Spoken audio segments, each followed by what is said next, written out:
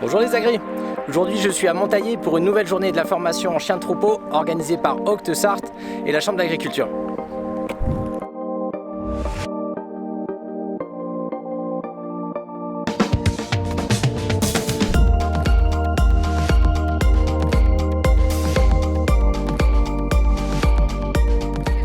Mon papa a fait la formation juste avant celle-là, parce qu'il a un bosseron. Vu que c'était mon premier chien puis son premier chien aussi, donc ça permet de savoir comment éduquer un chien. Donc savoir donner les bons ordres, comment le dresser, comment lui faire apprendre aux vaches comment fonctionner en fait.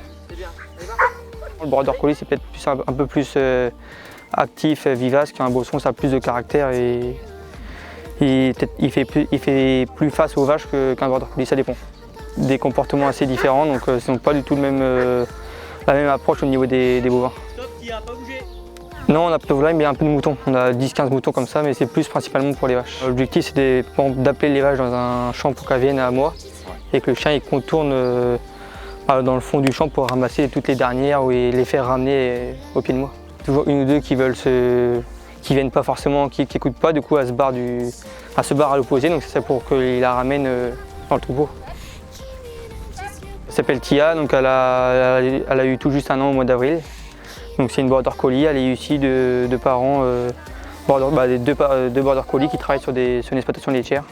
Donc qui travaillent déjà dans un troupeau pour ramener les vaches. Elle est réceptive, mais vu qu'elle est tellement mordue des vaches qu'elle a du mal des fois, dans l'autorité, j'ai du mal à l'arrêter. Elle s'intéresse aux bêtes, mais pas comme on l'espère. Dans l'apprentissage, il y a encore plein de...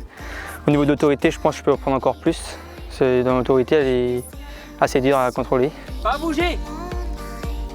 Là, le chien il est intéressé, c'est plus après le faire stopper là qu'on veut, pour après qu'on puisse lui donner des ordres droite ou gauche, commencer à lui apprendre les directions à aller prendre.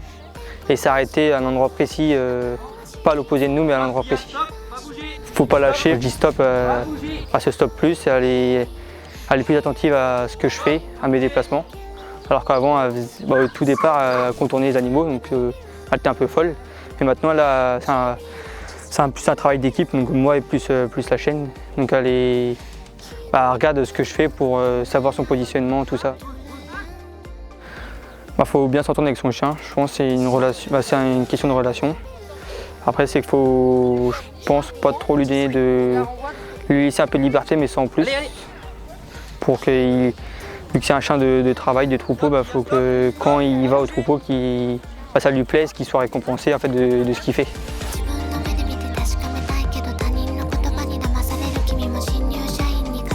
Il n'y avait rien en Sarthe en fait, pas d'association, on s'est regroupé avec plusieurs personnes, que ce soit agriculteurs ou particuliers de chiens de troupeau, et on a réfléchi pour mettre en place l'association.